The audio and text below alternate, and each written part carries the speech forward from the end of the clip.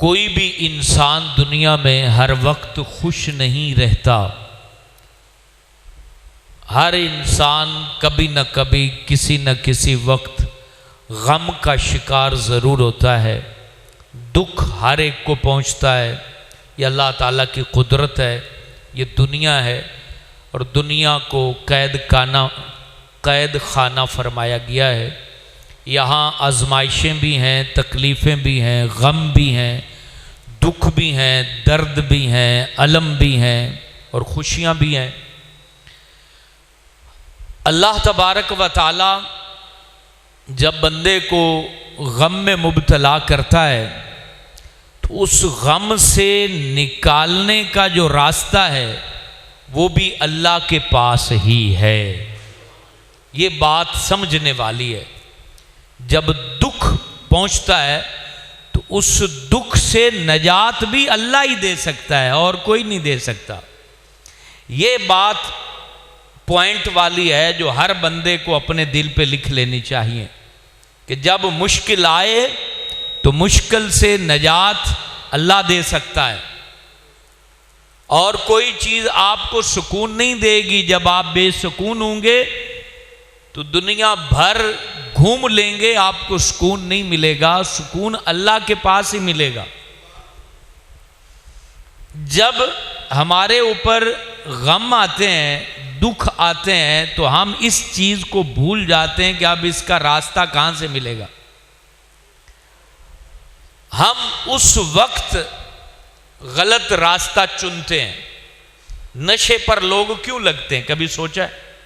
वो बेसुकून हो गए, कारोबार में घाटा पड़ गया, घर में लड़ाई हो गई, झगड़ा हो गया, वो बेसुकून होते हैं, रात को नींद नहीं आती, बेचैनी होती है, तो वो किसी लफंगे के पास चले जाते हैं। यार बेसुकूनी बड़ी है, बेचैनी बड़ी है, तो कहते हैं भाई ये 2 सूटे लगा। अब वो 2 सूटे लगाता है, उसको नींद अच्छी आ जाती, सुकून से सोता है। सुबह उठता है तो वो गम प्लस हो चुका होता है, डबल हो चुका होता है, वो मल्टीप्लाई होता जाता है। अब वो उस गम को भुलाने के लिए नशा करता है। नशा जब उतरता है तो गम डेली बेस पे मल्टीप्लाई होता जाता है, बढ़ता जाता है, बढ़ता जाता है, बढ़ता जाता है।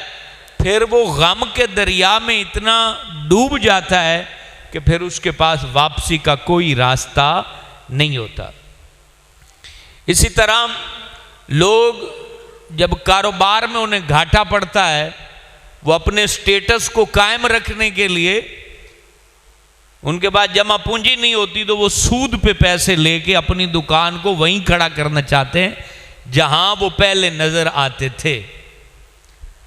अब सूद का पैसा जब वो लेते हैं तो सूद का पैसा उनको खुशी देने के बजाय उनको गम में मुब्तला करता जाता है, करता जाता है। अब उनका जो असल रकम होती है वो उनके जिम्मे रहती है और वो अपना ब्याज उतारते उतारते बूढ़े हो जाते हैं, मर जाते हैं। एक बीवी की परेशानी होती है, लोग खुशी हासिल करने के लिए दूसरा निकाह कर लेते हैं, वो दूसरा भी घर ऐसा निकलता है, फिर गम में मुब्तला हो जाते हैं।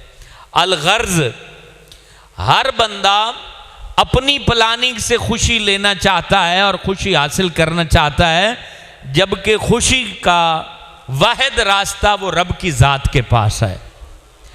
जब गम सता रहा है, घाटे पड़ रहे हैं, दुख आ रहा है, तो अल्लाह के पास बंदा क्यों नहीं जाता जिसके पास रास्ता है, जिसने नजात देनी है, जिसने गम की जो घटा छाई हुई है उस घटा को हटाना है, वो अल्लाह पाक है। अल्लाह के पास आए और अल्लाह ताला रास्ता भी देगा। अल्लाह को पुकारें, सदा दें, आवाज़ दें। वो कितनी प्यारी बात इमाम अहमद रज़ा ख़ान ने लिखी। वो कहते हैं कि भाई आपने 10-15 दफ़ा अल्लाह को सदा दी, आपका काम नहीं हुआ है।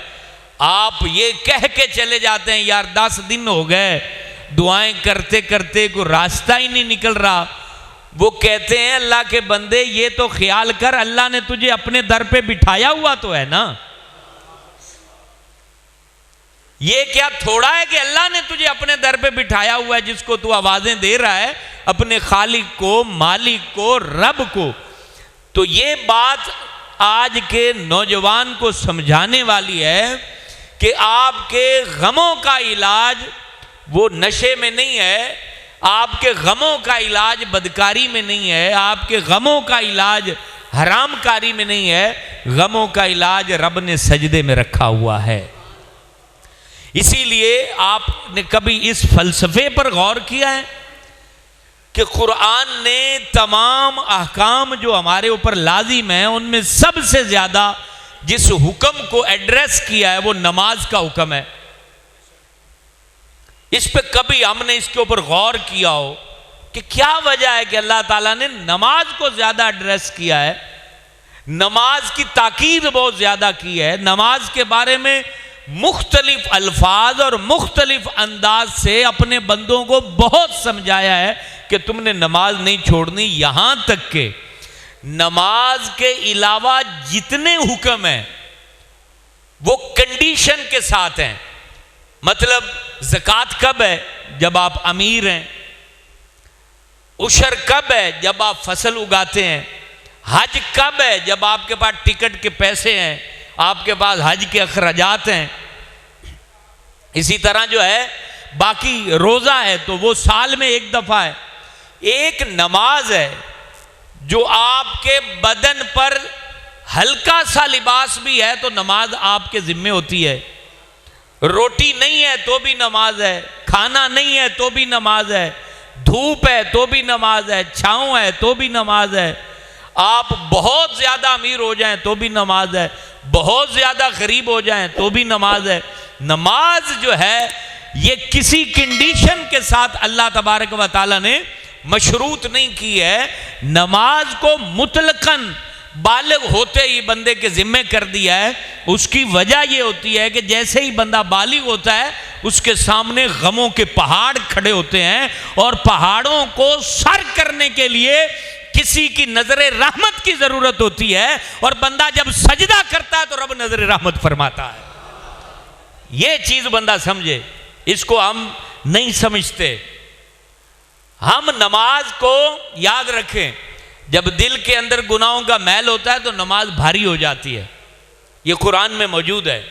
और जब रब से इश्क हो जाता है तो नमाज हल्की हो जाती है, नमाज फिर पढ़ने को बड़ा दिल करता है।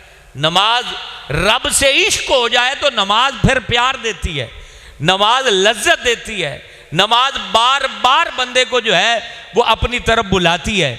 और जब दिल के अंदर मोहब्बत ना हो तो फिर नमाज बहुत भारी हो जाती है। लेकिन मेरे दोस्तों एक बात अपने दिल पे लिख लेना, आप दुकान पे बैठे हैं या ऑफिस में जॉब कर रहे हैं या आप दिहाड़ीदार हैं, मजदूर हैं, खेती बाड़ी करने वाले हैं, कुछ भी है, नमाज जो भारी महसूस होती है ना, ये नुकसान किसी का नहीं, जाती नुकसान है।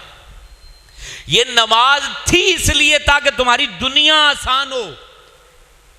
रब को क्या जरूरत है जिसके लिए फरिश्ते सफ़े दर सफ़े लातादाद फरिश्ते, कोई सजदे में पड़ा है, कोई रकू में है, कोई क़ियाम में है, कोई सुबहान अल्लाह व बिहम्दिही सुबहान अल्लाह अज़ीम पढ़ रहा है, कोई अल्लाह के किस नाम को जप रहा है, कोई किस नाम को जप रहा है।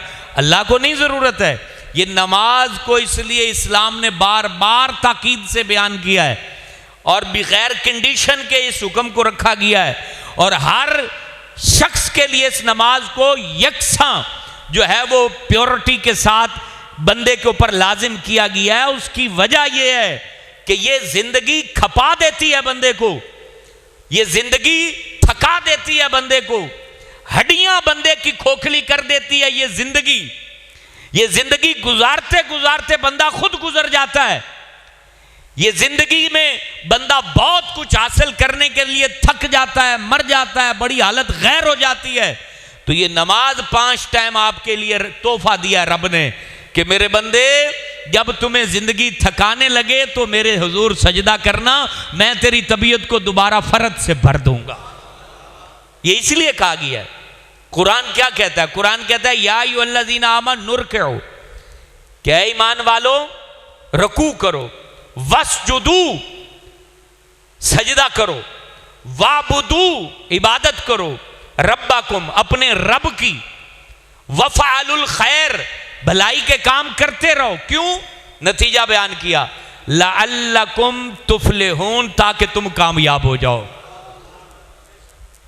अब एक बंदे का अगर ईमान है कि उसको पैदा अल्लाह ने किया है, उसको रोटी अल्लाह ने दी है, उसको औलाद अल्लाह ने दी है, उसको कारोबार अल्लाह ने दिया है, एक बंदे का ये ईमान और अकीदा है, तो फिर उसको ये भी समझ लेना चाहिए अल्लाह कह रहा है नमाज पढ़ो कामयाब हो जाओगे, भलाई का काम करो कामयाब हो जाओगे, रुकू में मस्त हो जाओ कामयाब हो जाओगे, सजदा करो कामयाब हो जाओगे।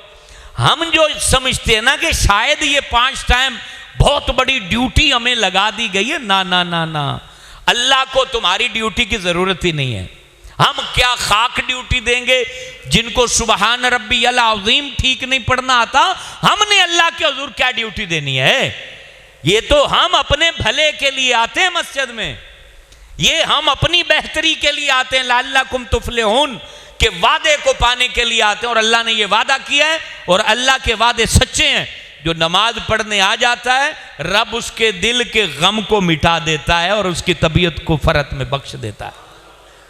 अपने आप को तैयार कीजिए नमाज के लिए। हम समझते हैं शायद रमजान में नमाज फर्ज हुई है, बाकी 11 महीनों में नमाज जो है वो उसका कोई फायदा ही नहीं है। माज़अल्लाह सुम्मा माज़अल्लाह। हमारे आमाल, हमारा किरदार, हमारी प्रैक्टिकल लाइफ इस बात की तरफ हमें दिखा रही है कि हम किस तरफ जा रहे हैं। नमाज के मुतालिक आप अपना जायजा भी ले लें कि रमजान में जब आप नमाज पढ़ते हैं तो आपकी तबीयत में कितना सुकून होता है। आप पिछले महीने के आमाल को जायजा ले लीजिए जो आप कहते हैं कि यार रमजान में बड़ा सुकून था। किस चीज का सुकून था?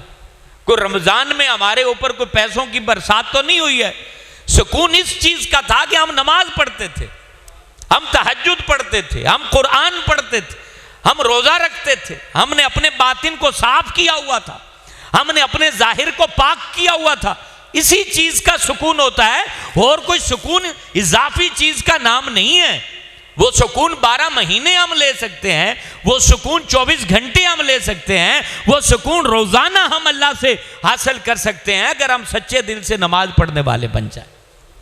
याद रखिए मेरे दोस्तों, अल्लाह रब्बुल आलमीन नमाज का हुक्म इसलिए देता है, कहीं कहता है आक़िमिस सलात लिज़िक्री, कहीं कहता है वस्ताईनु बिस्सब्रि वस्सलाह, कहीं कहता है कि क़द अफ़लहुल मोमिनून अल्लज़ीना हुम फ़ी सलातिहिम ख़ाशिऊन। बार बार यही तो कह रहा है रब कि मेरे बंदे जो हैं, जिनको मैंने इज्जत बख्शी है, जिनको मैंने ताकत बख्शी है, जिनको मैंने सल्तनत बख्शी है, वो रब कहता है कि वो मेरे बंदे 5 टाइम की नमाज पढ़ते हैं। वो नमाज से जी नहीं चुराते हैं, वो नमाज से भागते नहीं हैं, वो नमाज में नजर आते हैं। उनकी करवटें, कुरान कितने खूबसूरत अंदाज में मोमिनों की निशानियां बयान करता है कि इनकी जो करवटें हैं ये खुद ब खुद बिस्तरों से जुदा हो जाती हैं, इनकी कमर बिस्तरों से जुदा हो जाती है। ये अल्लाह के हुजूर खड़े हो जाते हैं, ये अल्लाह ताला के हुजूर सजदे करते हैं, ये अल्लाह को राज़ी करते हैं, ये अल्लाह ताला के हुजूर अपने आप को पेश करते हैं। याद रखिए, इंसान अगर अपने सुकून की तलाश में भाग रहा है ना, सुकून ज़ाहिर बातिन की पाकीज़गी में है। और वो पाकीज़गी कहाँ से मिलती है? वो नमाज से मिलती है कि नमाज पढ़ने वाला पहले कपड़े साफ पहनता है, वज़ू करता है, इस्तिंजा करता है, अपने बातिन को, अपने ज़ाहिर को साफ सुथरा कर लेता है, और साफ सुथरा करके साफ सुथरा लिबास पहन के नमाजी बंदा अल्लाह के हुजूर खड़ा होता है। तो फिर जब वो रब्बे आला की पाकीज़गी बयान करता है कि सुबहानका अल्लाहुम्मा व बिहम्दिका, पाक है तू ए हमारे अल्लाह, अल्लाह की जब पाकीज़गी बयान करता है, अल्लाह की बुजुर्गी बयान करता है, अल्लाह के बरकत वाले नाम को बयान करता है, कहता है व बिहम्दिका व तबारक अस्मुका व तआला जद्दुका व ला इलाहा गैरुक। अल्लाह ताला की हम्द बयान करता है, तारीफ़ें बयान करता है, उसके नाम के बारे में कहता है कि तेरा नाम बरकत वाला है, उसकी बुजुर्गी के बारे में कहता है कि व तआला जद्दुका, कि तुम्हारी जो बुजुर्गी है या रब्बल आलमीन वो बुलंदो बाला है। उसकी माबूदियत और उसकी उलूहियत को बयान करता है कि तू वाहदा ला शरीका लह, तेरे अलावा कोई माबूद नहीं है। और फिर सूरह फातिहा के जरिए फिर मदा सराई करता है अल्हम्दुलिल्लाह रब्बिल आलमीन। फिर उसके रहमान और रहीम होने को बयान करता है कि अर्रहमान निर्रहीम। और फिर उसकी मिल्कियत को बयान करता है मालिक यौमिद्दीन के तू ही मैदान माशर का मालिक है, कोई और नहीं है। फिर कहता है इय्याका नअबुदु, फिर इकरार करता है कि मेरी पेशानी किसी के आगे सजदा रेज होने वाली नहीं, ना मैं आग को खुदा मानता हूँ, न सूरज को खुदा मानता हूँ, न चांद को खुदा मानता हूँ, न बुतों को पूजता हूँ, न कब्रों की पूजा करता हूँ, मैं तेरी इबादत करता हूँ। वइय्याका नस्तईन, और मैं तेरे हुजूर ही मदद के लिए हाथ फैलाता हूँ। मैं तुझे ही अपना माबूद बरहक मानता हूँ, अपना जो है वो अपने गमों के मदावा करने वाली हस्ती में तुझे ही जानता हूँ। और फिर कहता है इहदिनस सिरातल मुस्तकीम। इतनी तारीफों के बाद कहता है कि मैं मुझे सीधे रास्ते पर चला दे, मतलब वही रास्ता जिस पे सुकून भी हो, करार भी हो, चैन भी हो, फलाह भी हो, कामयाबी भी हो, राहत भी हो, आराम भी हो, तस्कीने जान भी हो, जिस पर मैं चलूं तो मुझे ठुड्डा ना लगे, जिस पर मैं चलूं तो मैं गिरूं ना, मुझे ठोकरें ना खानी पड़े, मुझे बर्बादी ना उठानी पड़े, मुझे तबाही ना उठानी पड़े, जिस पर मैं चलूं तो मेरा दिल भी मुनव्वर हो, मेरी सोच भी मुनव्वर हो, मेरी ज़ात भी मुनव्वर हो, मेरी बात के अंदर भी तू रोशनी डाल दे। मैं ऐसे रास्ते पर चलूं कि मैं मरूं तो मेरी जो जिस्म हो चार पाई पे रखा हो तो वो मुस्कुरा रहा हो, मेरे कदम भी फख्र कर रहे हो, और मेरा दिल भी उस वक्त जो है तेरा शुक्र बजा ला रहा हो। उस रास्ते पे रखना जिस पर तूने इनाम किया, जिस पर तूने रहमत की, जिस पर तूने फजल किया, जिस पर तूने करम किया। और गजब वालों के रास्ते पर ना रखना, बर्बादी वालों के रास्ते पर ना रखना। ये सारी बातें करते करते फिर वो कोई ना कोई कुरान की तिलावत करता है, और फिर अल्लाहु अकबर की सदा देते हुए रुकू में जाता है, तो रुकू के अंदर भी वो अल्लाह ताला की तस्बीह ही बयान करता है, सुबहान रब्बियल अज़ीम के तराने पढ़ता है।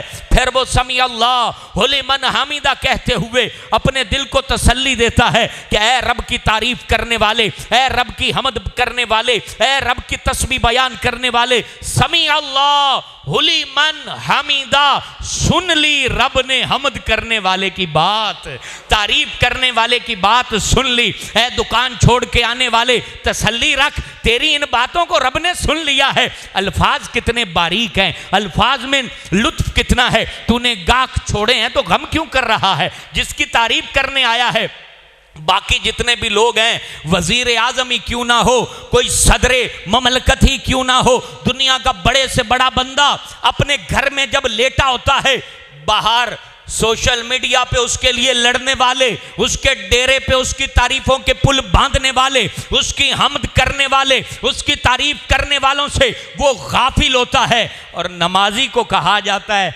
समी अल्लाहु लिमन हमीदा, कि रब ताला ने हमद करने वाले की हमद को सुन लिया है। और उस वक्त शौक में नमाजी दोबारा कहता है रब्बना वलकल हम्द। फिर जब उसको पता चलता है कि मेरी तारीफ अल्लाह ने सुन ली है, तो फिर कहता है ओ मैं हमारे रब तेरे लिए और तारीफें हों, सारी तारीफें तेरे लिए ही हों। और रब की तारीफ से उसकी ज़ात में इतनी फ़रत आ जाती है, और फिर वो फौरन कहता है रब अल्लाहु अकबर, सजदे में गिर जाता है। जब उसको ये पता चलता है कि मैंने रब से बातें की हैं, रब से कलाम किया है, रब से गुफ्तगू की है, और रब कह रहा है तेरी गुफ्तगू को मैंने सुन लिया है। और फिर वो शौक में अल्लाहु अकबर कह के कि अल्लाह तू ही सबसे बड़ा है, ज़मीन पर आता है। जैसे मुजरिम गिरता है ना, अपने घुटने लगाता है, फिर हाथ लगाता है, फिर नाक लगाता है, फिर माथा लगाता है, और फिर कहता सुबहान रब्बियल आला, सुबहान रब्बियल आला, मेरा रब पाक है जो बुलंदों वाला है, जो बहुत बुलंदियों वाला है। इस तरह वो अपनी पेशानी, अपनी नाक, बंदा 7 कत्ल करने के बाद भी लोग नाक ज़मीन पर नहीं रगड़ते, मुजरिम होने के बावजूद कहते ना भाई, उनको कोई कहना कि लकीरें निकालो नाक से, तो वो क्या कहते हैं कि मेरी हड्डियां काट दो, मैं नाक से लकीरें नहीं निकालूंगा। लेकिन रब के सामने जब ये बंदा अपनी नाक मट्टी पे रखता है, अपना माथा मट्टी पे रखता है, तो उस वक्त अल्लाह कितना खुश होता होगा। नबी पाक अलैहिस्सलाम ने कहा कि जब मेरा उम्मती मट्टी पर सजदा करता है, हुजूर फरमाते हैं उसके माथे पर मट्टी लगी होती है। फ़ख्र आलम ने इरशाद फरमाया वो जब तक मट्टी की गर्द उसके माथे पर रहती है फरिश्ते बख्शिश की दुआ मांगते रहते हैं। इसलिए कभी कभी खाली फर्शों पर भी सजदे किया करो। कभी आप कहीं फसल को पानी लगा के खड़े हो और बनने पर आपने 2 रखते पड़ी हो, उन 2 रखतों की मिसाल कहीं भी कायम नहीं हो सकती। कहीं पर आपने जो है हलवान के अंदर खड़े होकर सजदे किए हों तो फिर उनमें जो लज्जत है वो कहीं भी नहीं है। सजदे की लज्जत को पहचान। हुजूर फरमाते हैं कि जब कोई बंदा सजदा करता है तो उस वक्त वो अल्लाह के इतने करीब होता है कि किसी और अमल के ज़रिए उतना करीब नहीं होता है। सजदा करते हुए उसका हसब, नसब, मनसब, मकाम एक तरफ डाल दिया जाता है और वो अपने पूरे वजूद के साथ, वो चाहे दुनिया में सेज पर बैठता हो, बड़ी आला कुर्सी पर बैठता हो, चाहे उसके पास बहुत पैसा हो, बहुत दुनिया उसको सलाम करती हो, लेकिन सजदे के अंदर वो सिमटा होता है। वो सजदे के अंदर आजिज़ी में होता है। सजदे के अंदर उसका पूरा वजूद, उसके जो जोड़ हैं, जोड़ अल्लाह के सामने झुका हुआ होता है और वो उस हालत में होता है कि जिस हालत में आजिज़ी की बुलंदियों को बंदा पहुंच चुका होता है। उस वक्त वो बंदा अपने रब से अंदाज से हम कलाम होता है कि अल्लाह तबारक व ताला उस जवान पर नाज करता है, उस बूढ़े पर नाज करता है, उस बच्चे पर नाज करता है जो हालते सजदा में अल्लाह की तस्बीह बयान करते हैं। मेरे दोस्तों, नबी पाक सल्लल्लाहु अलैहि वसल्लम ने फरमाया सजदे में जब बंदा चला जाता है तो अल्लाह उसके गुनाह माफ़ फरमाता है, अल्लाह उस पर रहम करता है। यही बात थी कि हमारे असलाफ, हमारे बुजुर्ग, हमारे असहाब व अहले बैत वो नमाज की ऐसी हालत अपनाते थे, नबी पाक से उन्होंने सीखा था। अम्मी जान आयशा सिद्दीक़ा फरमाती हैं आपसे पूछा गया नबी की नमाज कैसी थी, तो आप पता क्या फरमाती? आप फरमाती हैं कि नबी पाक सल्लल्लाहु अलैहि वसल्लम जब नमाज से पहले हमसे गुफ्तगू कर रहे होते और नमाज का वक्त होता तो ऐसे लगता कि ये हमें जानते ही नहीं है, ऐसे लगता कि हमें जानते ही नहीं हैं। इतना नमाज का शौक था, इतनी मोहब्बत थी। हज़रत अमीरुल मोमिनीन अलीउल मुर्तज़ा शेर खुदा करम अल्लाह ताला वजहुल करीम, आपको एक मौका पर तीर लग गया आपके पाँव में और उसको निकालने में तकलीफ हो रही थी, तो आपने कहा कि मैं नमाज में खड़ा होता हूँ और जब मैं सजदे में जाऊँ उस वक्त मेरा तीर निकाल लेना। ये नमाज का अंदाज था, ये मोहब्बत थी। और जनाब अमीरुल मोमिनीन जब सजदे में गए और आपने सजदा किया तो सजदे की हालत में तीर निकाल लिया गया और ख़बर भी ना हुई कि तीर निकल चुका है।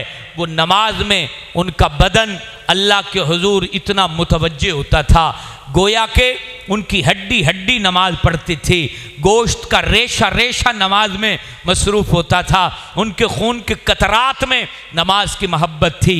हज़रत अमीरुल मोमिनीन उमर फ़ारूक आज़म रदी अल्लाह ताला अन्हु की नमाज का ये हालत थी कि आप रदी अल्लाह ताला अन्हु जब उस बदबख्त ने अबू लोलो फिरोज ने आप पर हमला किया और आपके पेट को उसने काट दिया और खंजर, जहर आलूद खंजर से आप जख्मी हो चुके थे, इतने जख्मी हो गए कि कुछ खाते पीते थे तो वो जख्म की सूरत से निकल जाता था, उस सुराख से निकल जाता था।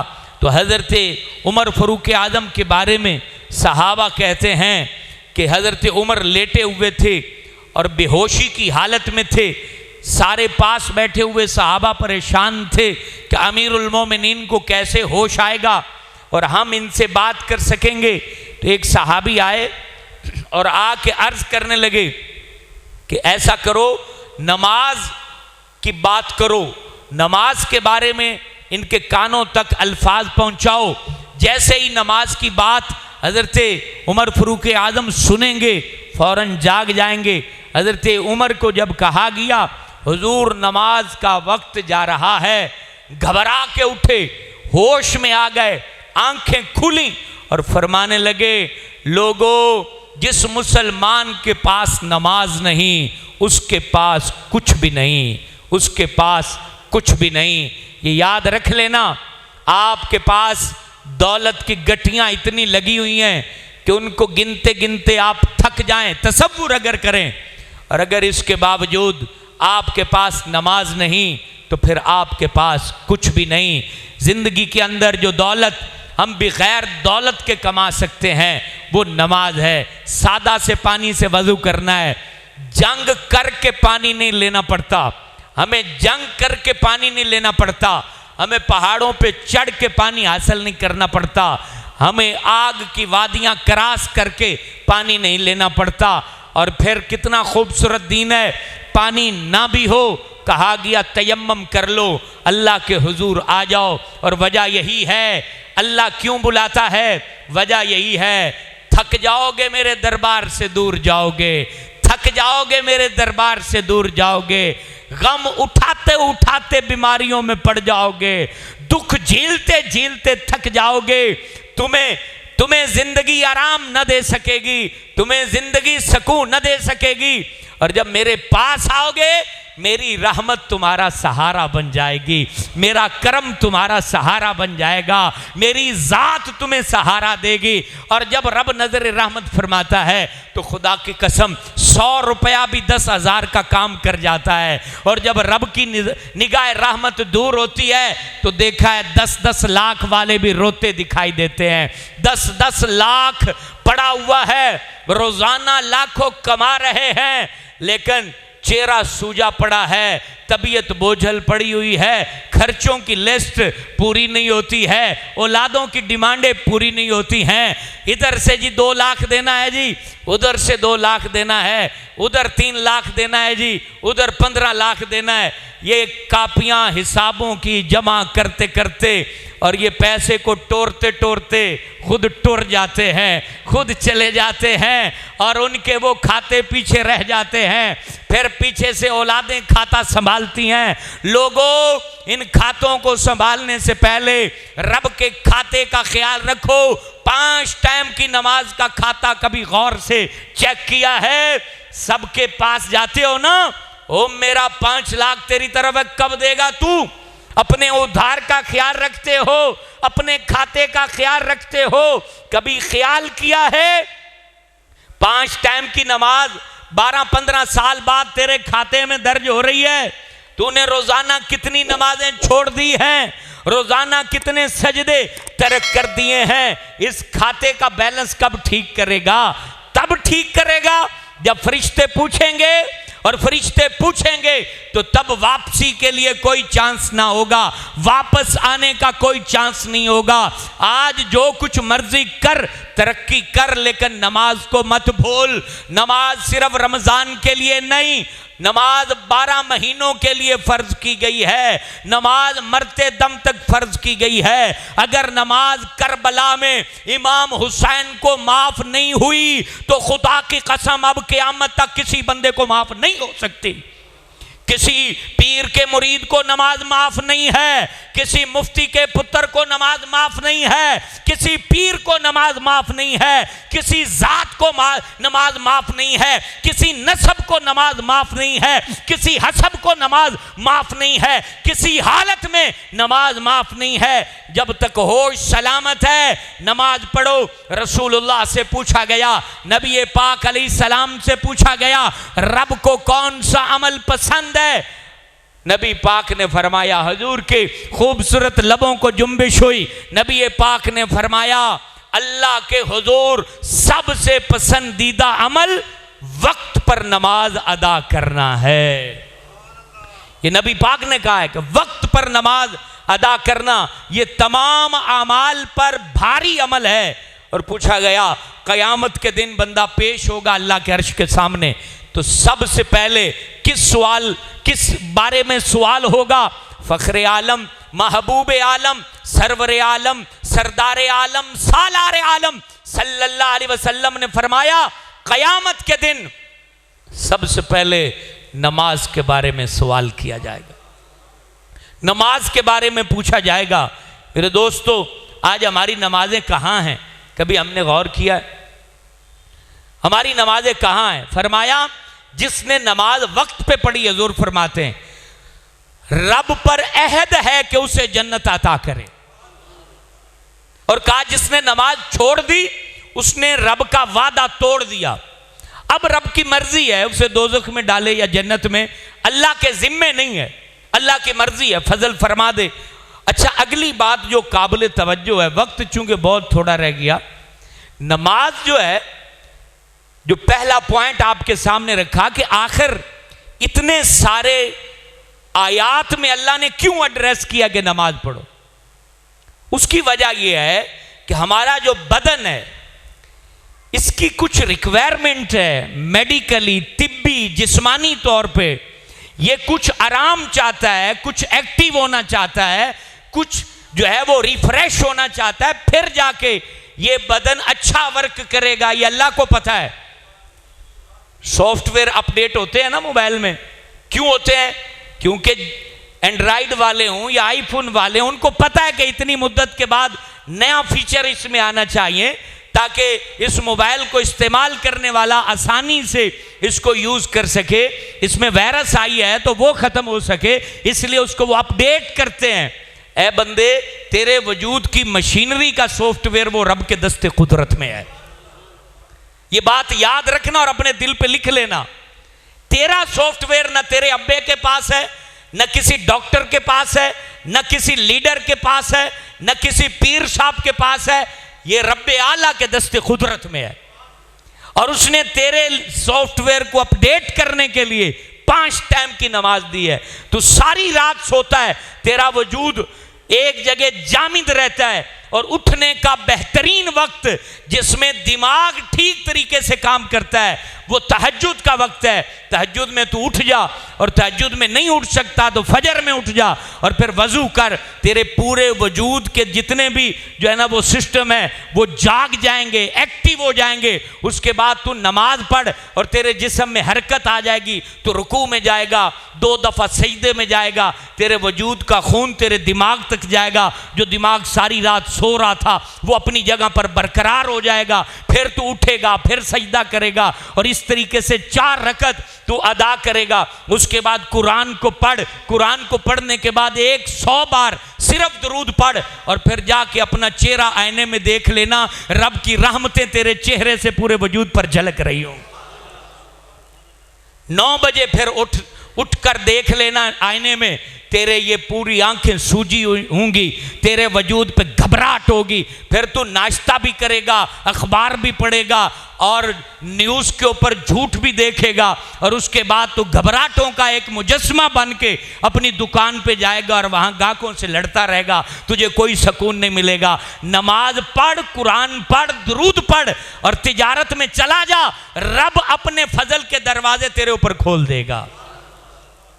इंसान की तबीयत 8 घंटे से ज्यादा काम नहीं कर सकती। ये बंदे के लिए एक सिस्टम इस तरह का, 8 घंटे फ्रेश काम कर, और फिर उसके बाद 1 बजे जोर का वक्त हो जाता है।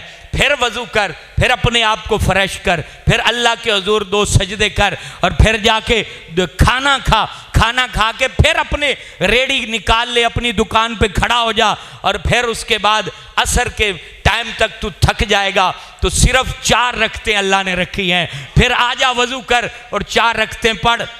ये तेरे बदन को अल्लाह ताला फ्रेश कर रहा है, तू रब पे एहसान नहीं कर रहा। कई लोग समझते हैं कि हम रब पे एहसान कर रहे हैं। ये अल्लाह तेरे बदन को ठीक रखना चाहता है, अल्लाह तेरे बदन को तंदुरुस्त रखना चाहता है। अल्लाह को क्या परवाह है? अल्लाह ताला के पास फरिश्ते थोड़ी हैं। फिर मगरिब का टाइम होता है, मगरिब की नमाज पढ़ अपने टाइम पर, इशा की फिर पढ़, और उसके बाद टाइम पर सो जा, गप्पे ना लगा, किसी के पास ना जा, अपने वक्त पर आराम से। यानी अगर मुलाकात भी करनी तो मगरिब तक इशा मुलाकात करो, और इशा की नमाज पढ़ के, क्योंकि मगरिब तक बंदा खाना खा लेता है, इसलिए ईशा की ज़्यादा रखते रखी गई हैं। आप ईशा की नमाज पढ़ेंगे, आपका खाना हजम हो चुका होगा। अपने घर में बीवी बच्चों को टाइम दें और उसके बाद सो जाएं। यकीन जाने आप बीमारियों से ऐसे पाक हो जाएंगे जैसे आप माँ के पेट से निकले थे तो पाक थे। लेकिन अल्लाह की मानेंगे, अल्लाह के रास्ते को चुनेंगे तो ये सारी चीज़ें मिलेंगी। अल्लाह ताला के रास्ते से हटेंगे तो फिर बेकरारी है, बेचैनी है, सुकून नहीं है, करार नहीं है। तो नमाजें जो 5 टाइम की नमाजें हैं वो मेरे दोस्तों हमें सबसे पहले तिब्बी फ़ायदा देती हैं और अल्लाह को सेहतमंद इंसान पसंद है, इसलिए अल्लाह ने 5 नमाजें फ़र्ज़ की हैं। उसके बाद ये रूहानी भी सुकून देती हैं कि नमाज आप पढ़ें और उसके बाद आप देखिएगा नमाज से पहले ही आपको नींद आना शुरू हो जाएगी। ये नमाज का कमाल है। वो नींद जो गोलियां खा के नहीं आती है, वो नमाजी को नमाज से पहले ऐसे ही बंदे को नींद आना शुरू हो जाती है। ये अल्लाह का कमाल नहीं तो फिर क्या है। आप यहाँ आते हैं, कई लोग तो बीच में आधे बयान में 10 दफ़ा सो भी लेते हैं, तो ये अल्लाह ताला का फजल है ना, अल्लाह का करम है कि आपको यहाँ बैठ के सुकून मिलता है। तो मैं भी नहीं जगाता, चलो किसी को नींद आ रही है तो अच्छी बात है, सुकून मिल रहा है। वरना मौलवी फिर 10 नारे लगवाते हैं कि भाई जाग जाओ, जाग जाओ, हमारी तकरीर सुनो। नहीं, ये रब का फजल नाजिल हो रहा होता है और अल्लाह ताला किसी को ज़हनी सुकून दे दे तो ये बहुत बड़ा इनाम है, रूहानी तस्कीन है आपके लिए नमाज में। और फिर उस जुमले पर मैं बात ख़त्म करना चाहूँगा कि कोई बंदा पूरी ज़िंदगी खुश नहीं रह सकता। हर बंदे को जिंदगी ठोकर जरूर मारती है। ठोकर लगे तो उसका हल नशा नहीं है। एक गम को भुलाने के लिए जो नशा करता है, गम मल्टीप्लाई हो जाता है, अगले दिन फिर मल्टीप्लाई होता है, अगले दिन फिर मल्टीप्लाई होता है, बिल आखिर वो इतनी सिफरें उसके आगे लग जाती हैं, फिर बंदा वापस नहीं आ सकता। इसलिए गम आ गया तो नमाज में आ जाओ, नमाज में आ जाओ और अल्लाह से कहो कि या अल्लाह ये मसला है, मेहरबानी कर, मेरा मसला हल कर। जब तू सजदा करेगा और अल्लाह को कहेगा तो रब बड़ा मेहरबान है, वो ज़रूर मेहरबानी फरमा देगा। अल्लाह ताला हमें पक्का नमाजी बनाए। रमज़ान का सिर्फ नमाजी हम न बने, 12 महीने और पूरी ज़िंदगी के नमाजी बन जाएं। अल्लाह इसकी बरकतें अता फरमाए।